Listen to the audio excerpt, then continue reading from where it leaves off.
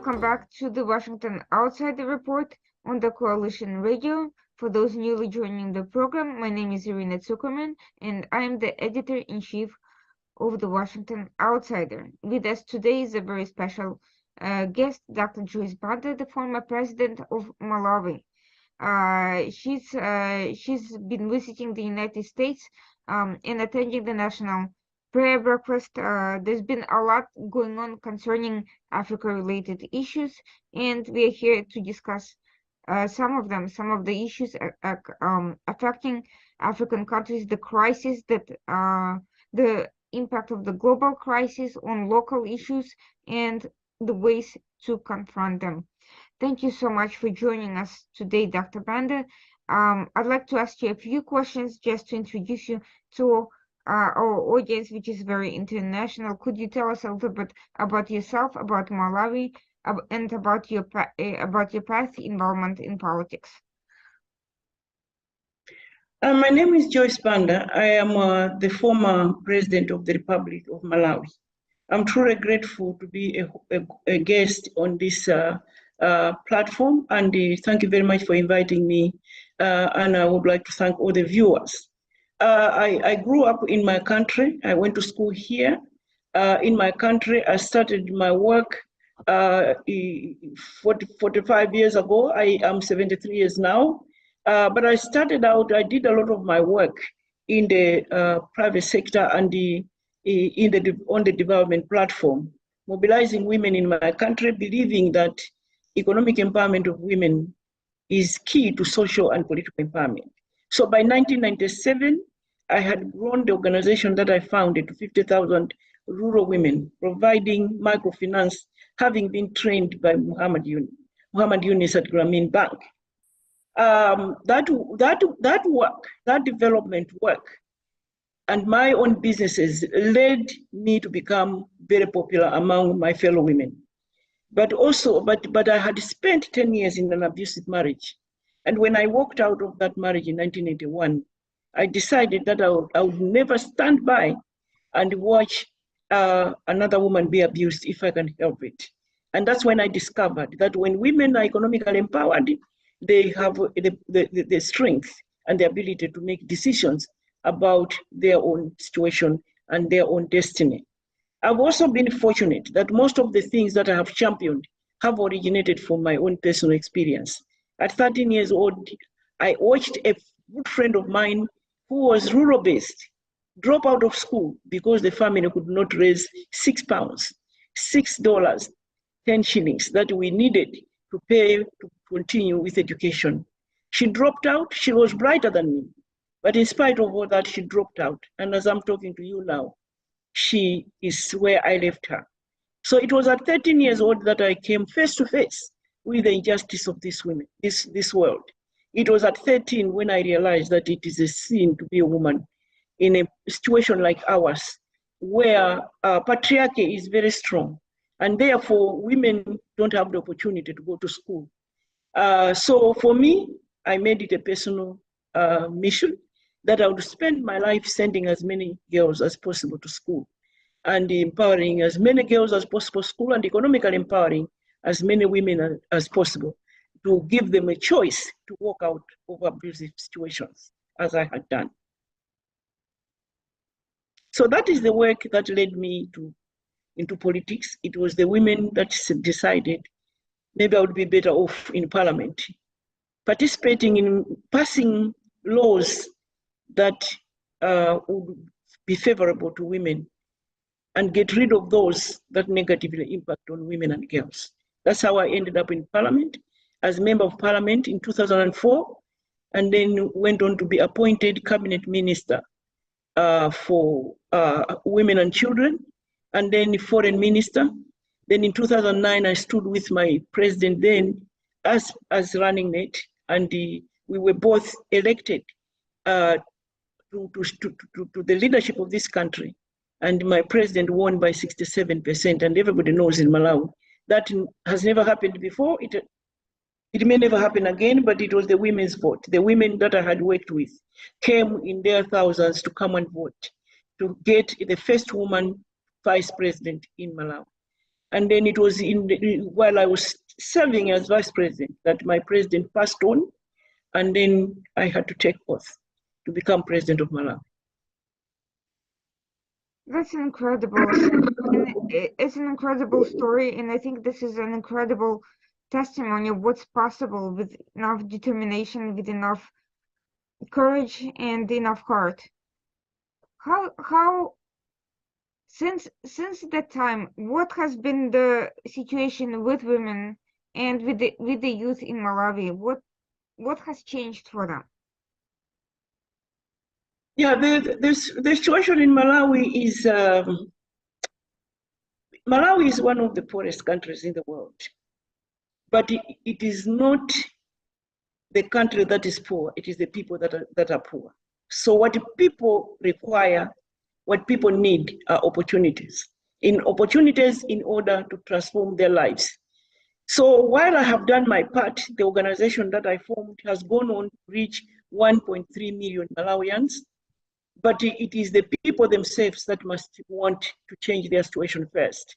So what has given me the greatest pleasure is to have been there when they needed me to change their own situation. Malawians are very, very hardworking people, and Malawian women are resilient. So where there are no opportunities, all they need is somebody like me to facilitate, to support, to help. So with the help of international organizations, international NGOs working in Malawi, and in some of us who are local champions, activists working together, we have changed the situation of women and girls better from the time that I was growing up myself. We are not there yet because so much has also happened to bring us back. And I have in mind the COVID-19 pandemic, while we were thinking that we had made so much progress since Beijing, because Malawi has produced the first woman president in the SADC region. And Malawi has produced the first woman president in the country in the last 15 years. So we were making progress. The platform for action of Beijing was being fulfilled until COVID came. So as you might know, I don't know about the other parts of the world, but as far as Africa is concerned, they are saying as a result of COVID, gender-based violence worsened, poverty worsened, child marriages worsened, teen pregnancies worsened.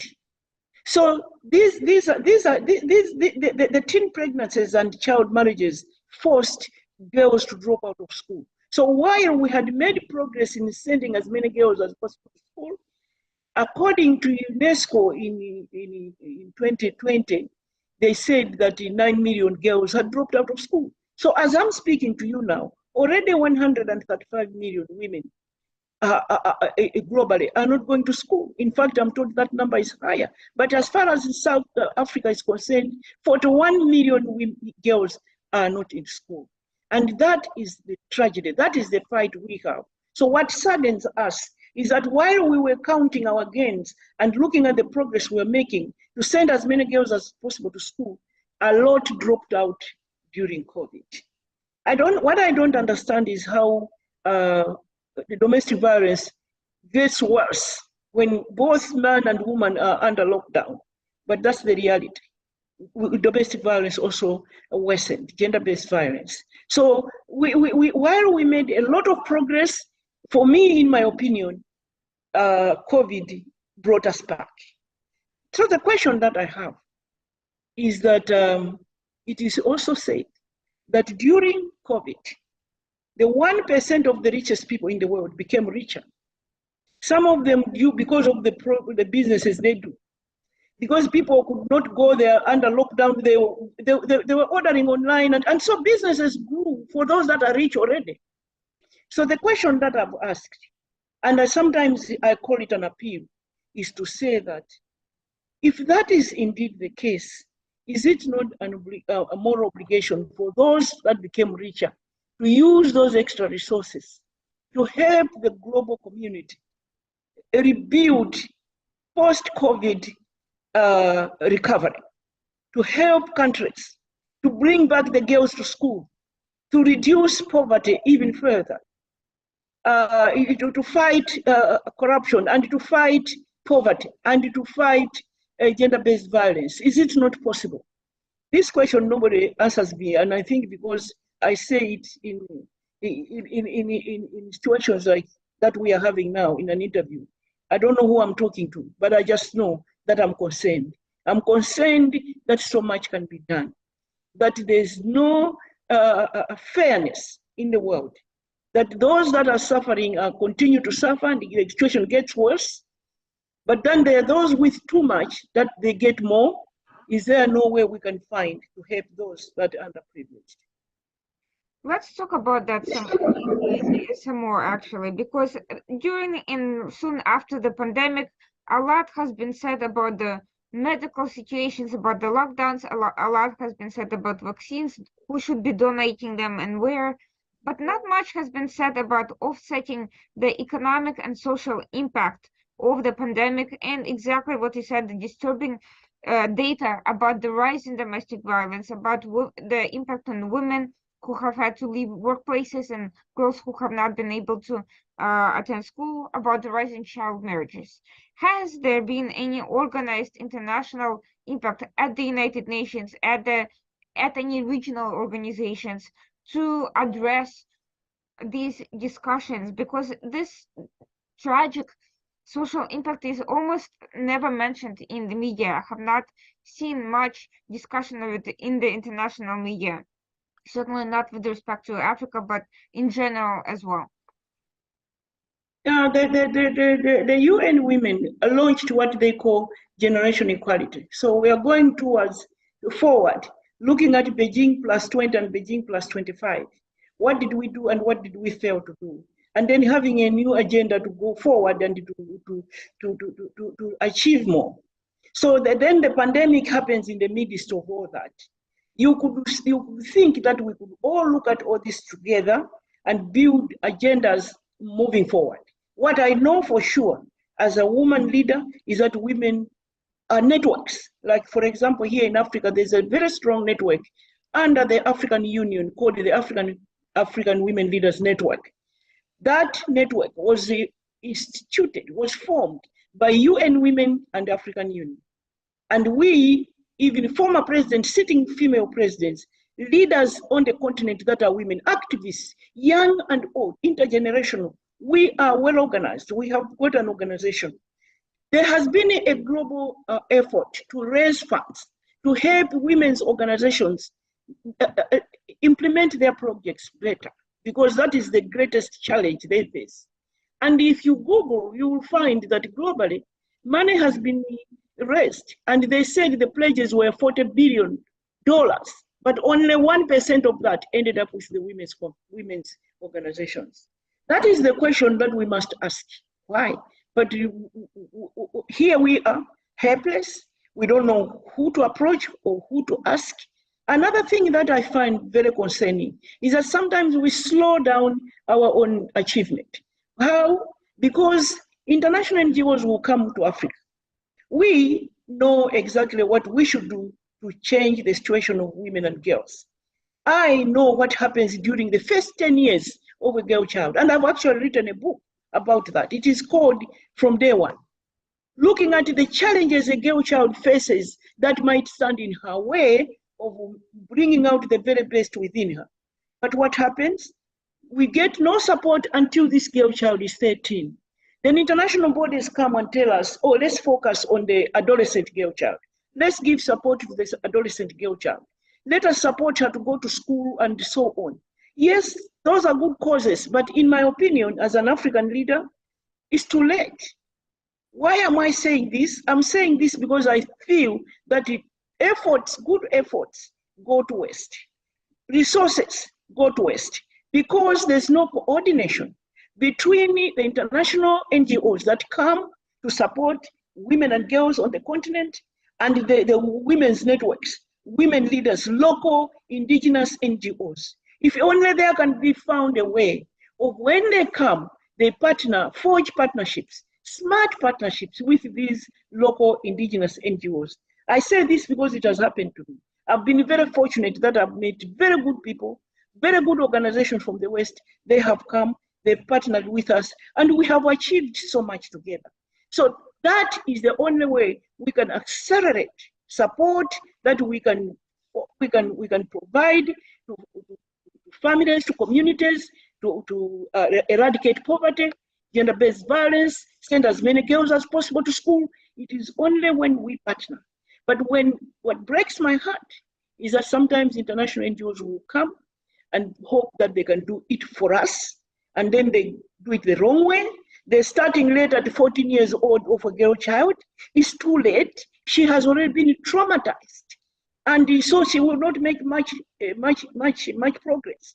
And yet, if you came and partnered with a local organization, a local entity, local leaders, local champions, they could tell you, let's start with a 3-year-old. Let's follow this 3-year-old girl child. Let's make sure she's not abused, she's not defiled, there are no harmful traditions along the way, because by the age of 9, in some parts of the world of Africa, the girl child has already been initiated. And after that, she's totally traumatized. If you are a local leader, you will know that I need to arrest that situation before this child goes to, she's 9 years old, before this child is 6 years old. My appeal is that the West and the East, the North and the South will achieve more in as far as humanity is concerned, in mitigating the challenge, the negative impact of COVID and other traditions by forging smart partnerships. My understanding that just recently some of the countries, such as Egypt, launched campaigns against sexual harassment, against FGM procedures for young children. How widespread has this been? Is it actually isolated to 1 or 2 countries, or is it more of a regional effort? No, that is the tragedy. That is why we have the African Women Leaders Network, because we are trying now to approach those challenges you talk about, those harmful traditions, the patriarchy in our societies, collectively. And we have, this organization is intergenerational. There's my age group with our own strong committee, and then there's the younger leaders who have also got their committee. And because I believe that what we faced growing up, the challenges that we faced growing up must not be faced by the younger generation. The younger generation should be able to stand on our shoulders. And we are obliged to support younger women. And the question that you asked, countries in Africa are operating at country level. So you find a country like Egypt, they will ban FGM, and you go to a country like Ghana, they will ban what they call trokosh, where a 6-year-old girl, when a man wrongs their community, they give a girl child, a 6-year-old, who is then offered to the high priest, and then they get married there, and they go on, and they don't come back. By 17, she has babies, and so on. The country of Ghana has been very proactive and banned this in 1995, I think, if not 1992. But the women still remain in the bush. So they get them out one by one. But there are also other countries in West Africa that are still practicing that. So the only way to make sure that we abolish these traditions completely is by coming together, by mobilizing ourselves in an organization like the network that I'm talking about, under the leadership of our leaders at the African Union. So we are making progress. There's still work to do. It's work in progress. What do you think is necessary to facilitate effective partnerships? You mentioned that there's a disconnect with the international NGOs and between the governments also not coordinating on a wider strategy. I've heard, for instance, that there is an international network among African countries focused on cancer treatments and registry of cancer treatments. What can be done to do the same thing for women's issues, for early childhood education that you mentioned? How can that, what is necessary to make that happen? How can the current lack of communication be overcome, in your opinion? I think it is just being ethical that when international NGOs come into Africa, then they identify those organizations that they can work with. What I am talking against is when they come and ignore the local efforts that are being made. Because the local efforts that are being made are not being successful, not because they are not trying, but because they don't have resources. I have found very powerful, beautiful results come out of partnerships where the local NGO didn't have resources, the international NGOs had the resources, but the local NGO had the knowledge on what to do. They knew how to get from a point A to point B, and they worked together, and the results have been marvelous. So the way they, to answer your question, when they come into Africa, we have the African Union, we have SADC, we have the regional organizations, we have ECOWAS. So if international NGOs can come in, and they are really serious about forging partnerships with the local people, there is no shortage of centers where they can go to identify. But what we have found sometimes is just extremely difficult because they ignore completely the local efforts that are being made. How can that issue be brought back more to the forefront of international attention? Because all these organizations that you mentioned, they attend international gatherings, they attend UN fora, whatever else, international conferences focused on specific issues, regional issues, childhood development issues. But that message that you're telling me, and that I've heard from many people around the world, by the way, in the Middle East, in Latin America, everywhere where there are development issues and concerns, the same mentality, because the same people are usually involved. How can this be brought forth, and how can I'm not afraid to use the word exploitation of development issues be brought to an end? I have been advocating for partnerships. And I have been saying that it is possible that some NGOs, local NGOs, cannot be trusted, because that's the excuse that we give. But I'm also saying that an organization that like African Union, SADC, ECOWAS, should be able to say, you want to work in this country, this is an organization you can work with. And there's so many good organizations locally. I have myself founded the Joyce Banda Foundation that is already working with 750,000 women. But we find that every day now smaller groups will come to me because they don't know where to go. So so what I'm saying is, there is no shortage of organizations and good organizations to work with. Is it possible, is it asking for too much, that they come into Africa and forge partnerships with local NGOs? The reason is that, an example is one of my colleagues went into a tradition where they were marrying off 8-year-old, 9-year-old, 10-year-olds. And because she's a Malawian and a Malawian leader, this girl child was able to run to her. I have got numerous women who run to me. But you can imagine an international NGO will just come and have offices in the capital. And this girl child would not even dare to run there because they wouldn't know they can run there, they support there.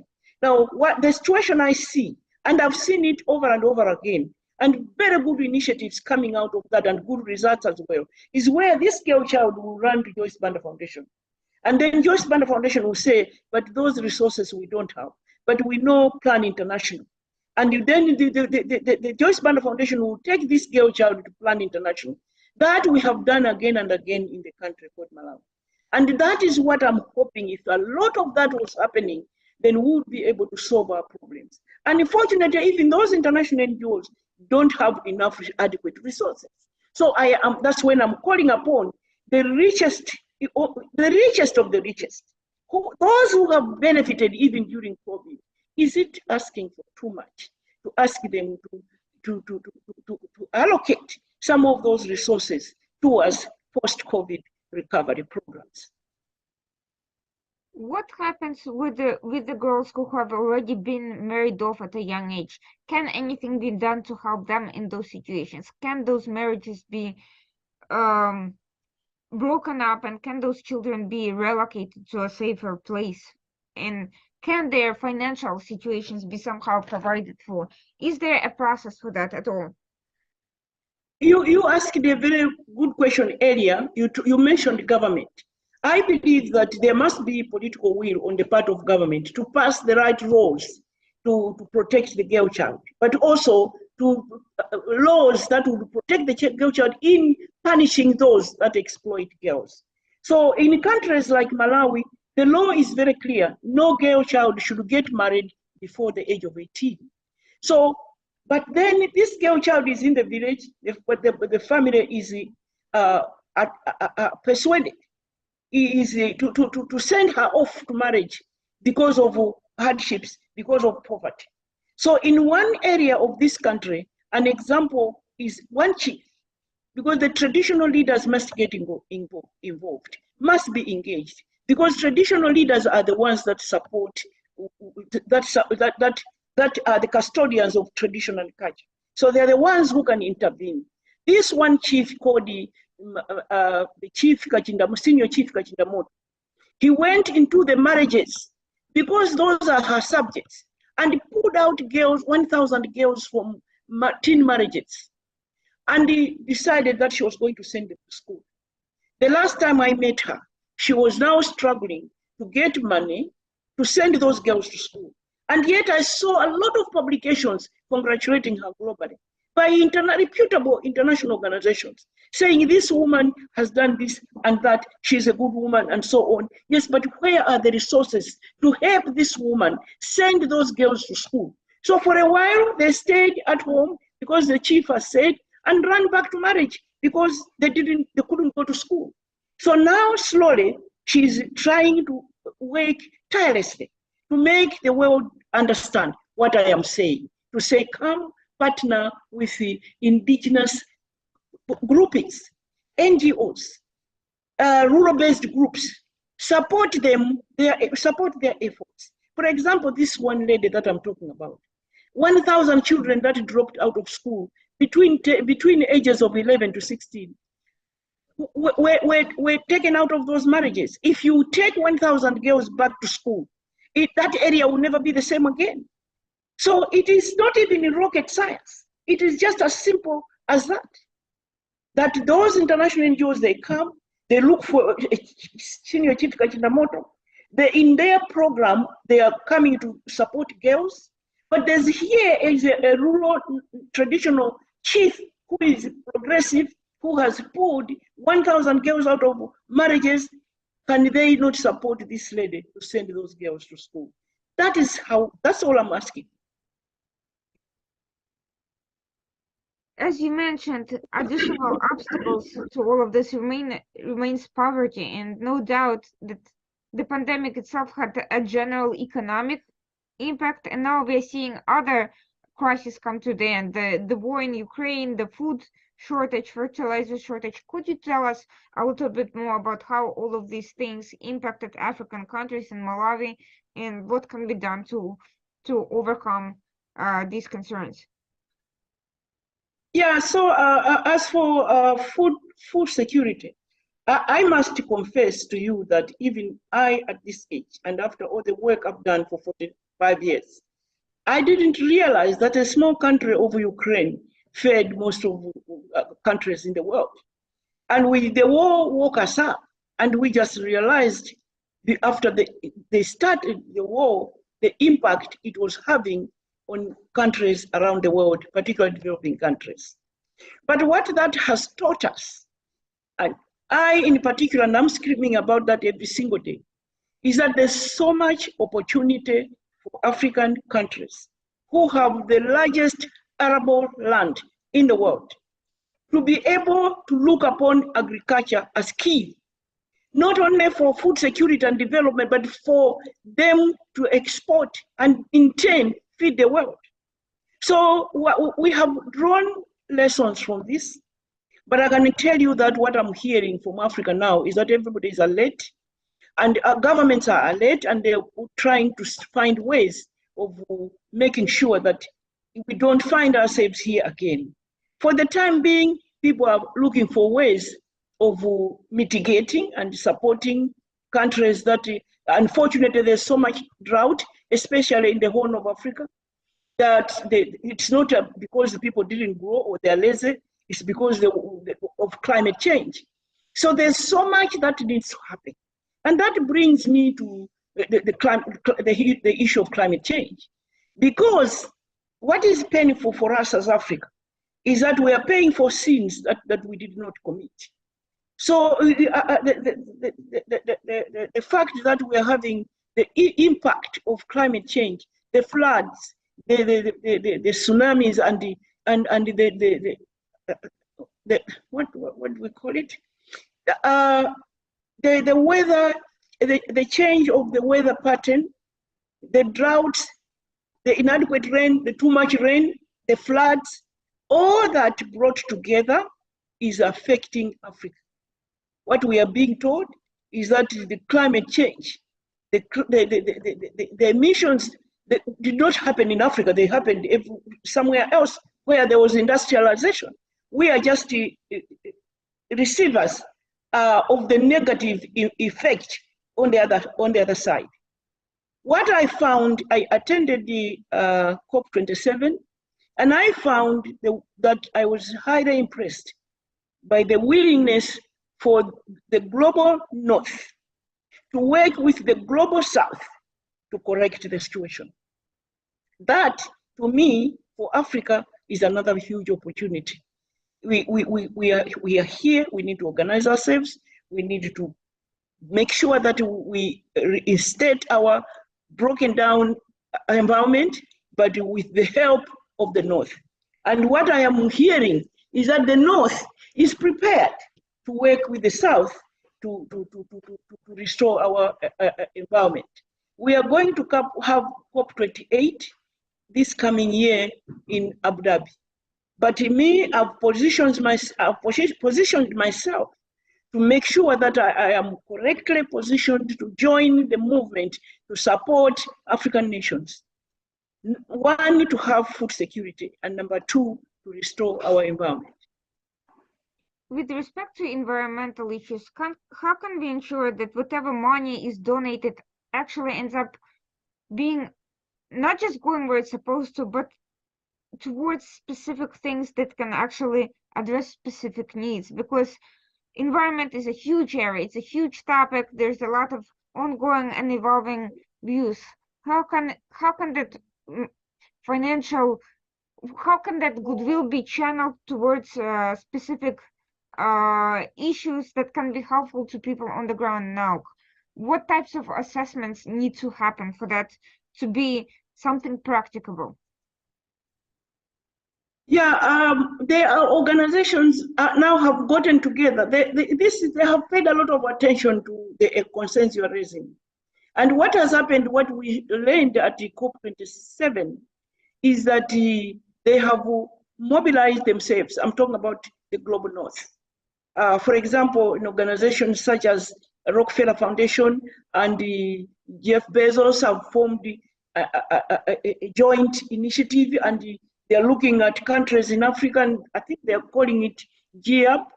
And so through that, it's an acronym, so I don't know the full meaning, but through that, they're identifying partners on the ground in Africa and working with those to make sure that they support initiatives that are geared towards restoring the environment. In my particular case, I am advancing this formula, and I am actively working with communities, and it's working. And it's a partner between the government of Malawi, our partner from outside, the Community Development Initiative, the organization that I had as chair, and then the community itself, ensuring that the community takes charge, and then the community is informed, and the community knows what it wants to achieve. So the three partners are joining the community to form a formidable partnership of four entities. That, for me, is what can work. We are not going to have, again, the global North come into an area and think that they are going to solve it for us. No. They are going to come into an area, into a country. And so government, NGO, donor community, Global North, and the community itself, 4 partners, equal partners, in a relationship based on respect, solving the situation of that community. So planting trees, growing sustainable plants, crops, food security, economic empowerment, cash transfers, so that the community then begins to take charge and produce enough for themselves and cash crops for sale, but also ensuring that their life is eased up. They're not going through hardships. I think morally, any foreign organization from the North, and me as a development agent and government, should be proud when we see a community where we went in, they didn't have food, there were no trees. 10 years later, be a community that can sustain itself. And I think that should be the way to go. But it has to be partnership, and partnership that is not boss master or master slave, but a partnership of equal people, including the community, being looked upon as an equal partner. So would it be fair to say that the conversation is shifting from emissions reduction to more local community-based initiatives that are focused on specific agricultural, environmental issues that are relevant there? My view still needs to happen. My view is that should be going side by side, so that the emissions reduction, but then taking responsibility of the damage that has already been done, identifying partners in the South, working together to restore environment and to bring back dignity to the people. And I mean, I hope one day you can visit, because women are now walking 4 hours to get a bucket of water. Women don't have clean water. Women are, and as if that's not enough, then they have to work all day. Women, you are the ones who go fetching grass to thatch the roof. Now there's no grass because the environment is completely destroyed. So what to assist communities come up with those is the way to go.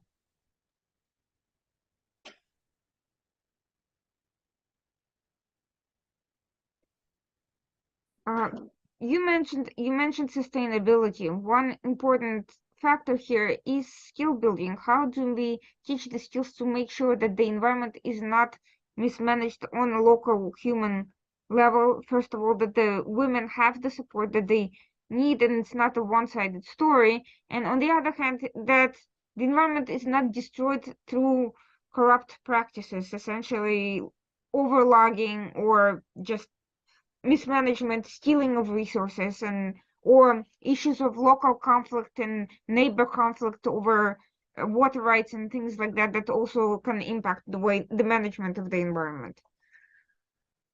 Yeah, but in my opinion, I think that we as Global South must also take responsibility. So the government's political will must be there on the part of governments to make sure that the local, while we are looking up to the Global North to come and support restoration, sustainability, and the prosperity for communities, they must, we in the South, governments in the South must have the political will to make sure that they guard against deliberate destruction of our environment. Sometimes it's poverty, and I've said it again and again, it's about poverty. And so if you go in an area where communities are cutting down trees carelessly because they want to burn charcoal, because charcoal brings food to the table, it is wrong for a government to just stop that community from cutting down trees and making charcoal. It is the duty of government, it is the duty of civil NGOs to give that community an alternative If this community is felling trees because they want to sell charcoal, then make sure that you find ways of them cooking, women cooking easier, clean energy is provided, and also help the community to make sure that they have other businesses, other sources of income in order for them to stop felling trees. So while I'm saying the global north has a responsibility to support the global south, get to another level, fight corruption, fight poverty, fight child marriages and teen pregnancies. We in the south have also got a responsibility. We must make sure that we clean up our house. We must make sure that the people are not felling trees carelessly. And how do we do that? Governments must come in and ensure that they are providing alternatives for people not to cut trees, but to do businesses because there are loans that they can get. As for girls to go to school, governments must ensure that they are policing. Communities, families should not say marry off their teenage children for benefit themselves. That is human trafficking. If you push your child into prostitution or marriage because you want to have food on the table, the government must find ways of protecting the girl child. The government, the judges, our judiciary must pass very strict laws for people who abuse our girls. So there's so much we too must do.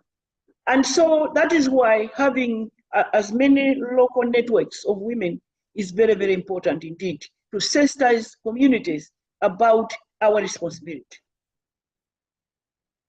What's the best way to inform the international community on the outside about these issues and about these networks? Because unfortunately, very little of it ends up in the media.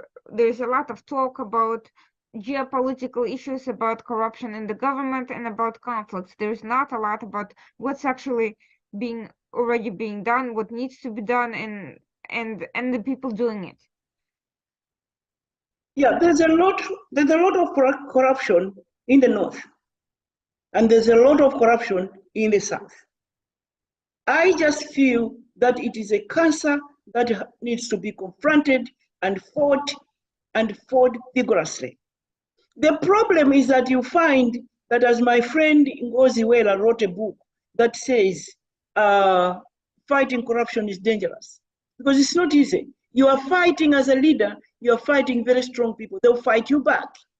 But we must get to a point where we must say, come what may. Somebody has to do it and stand together and stand united and fight corruption regardless. Because as you are fighting corruption, propaganda will come in, but if you haven't done anything wrong, you are a leader, you believe that you need to protect your people, nothing will ever happen to you because you are doing what is right. So yes, on our part, there's corruption in our countries, and yes, we admit that, and it is wrong, and it has to be stopped, but there's corruption in the south as well. So I mean, that is another long subject that we can discuss a whole hour about exactly what is going on. But what I'm saying is that we must just ensure that people that are of goodwill, they will contact UN Women. People that are of goodwill, they will contact African Union to say, oh, we have a program that we want to support women and girls. And we are phoning you as African Union because you have a gender office. Which country do you think we should go to? For example, in our case, I decided when I became president that I was not going to stand by and watch women die giving birth. At that point, 675 women were dying giving birth out of 100,000. And I decided to engage the local leaders, traditional leaders, to fight with me. But I also engaged with the private sector in Malawi to help me. And I also contacted Bill Gates to support me. In 24 months, we were able to build the holding shelters at hospitals where women could go 2 weeks before to sit there and wait for labor when they are so close to trained personnel. In countries where there are no ambulances, that is critical. Those holding shelters were built by the private sector. So the bank, one bank was building one at another hospital, another bank was building one at another hospital. In 2 years, we had 24 holding shelters. So my women now could go to the hospital and wait there until labor begins when they are close to trained personnel. The result of that was that in 24 months, we were able to reduce maternal death from 675 to 460, and a percentage of 32%. And African Union gave Malawi an award for that achievement. So it can be done. It can be done by everybody pulling their resources together and working together. The chiefs is sensitizing the people, making their own bylaws, saying nobody in my village will deliver in the village. You will go to the hospital. And the hospital making sure that the people there are ready to receive the patients and give them expert treatment. But then the private sector helping a head of state to build holding shelters so people can go and sleep, can go and wait at the hospital to deliver. That's all I'm asking for. I'm asking for everybody to get together and put our resources together to make sure that we improve the lives of women and children on our continent. Another issue that results from all these crises is overall inflation. There's been an energy crisis globally as a result of the war and various other practices, and there's been also a global inflation crisis, concerns about a recession. What has happened as a result of that in Malawi, in Africa? How is this these macroeconomic issues being confronted? What can be done? What needs to happen? Yeah, I'm not in government at all right now. Mm-hmm. But I can just say what I see is that yes, indeed, whether it is the war in Ukraine, but the whole world is under is distressed right now. The economies are broken down, and here in Africa, it's every country. Nobody should say there's a country that is not going through these economic difficulties. So what needs to happen is that, for example, for Malawi, my opinion is that those are outside government, those that are farmers, it could be an opportunity for us to export, because there's so much opportunity to export our goods and bring in the much needed forex into our nations. What needs to happen once again is that there must be political will. That yes, we are going through these difficulties, but there are opportunities, small windows that can be opened for the private sector, particularly those in agriculture, to grow enough for food security, to grow enough to export, and to grow our economies. For example, when I became president, I brought everybody to the lake. We were going through a situation like we are going through now. And we had a 3-day national dialogue on the economy. Out of that, we decided we need to prioritize. We can't do everything. We chose 5 sectors. And by the time it was 2 years, we had grown the economy from 1.4% to 6.2%. So there are small things we can do while we are going through these difficulties. But I'm not in government, so I cannot tell you about what policies government is making here in Malawi, because I'm outside. But I know that there is so much we can do while we are going through this difficult period. There's another issue, which is the fact that international governments, not the NGOs, but governments, major actors trying to play a role in Africa, have had very imperfect policies, all to different degrees. US has been largely absent, and to the extent it's been present, it was mostly on counterterrorism and security issues.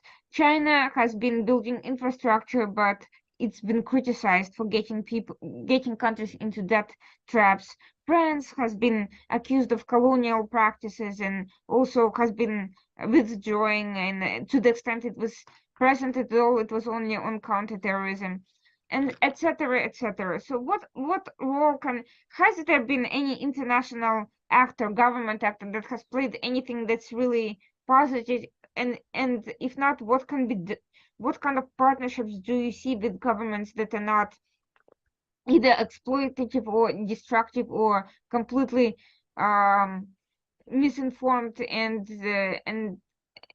fleeting? I'm not in government anymore, so that question I will skip. Mm-hmm. I wouldn't know how to answer that question, as I said. Mm-hmm. Yeah.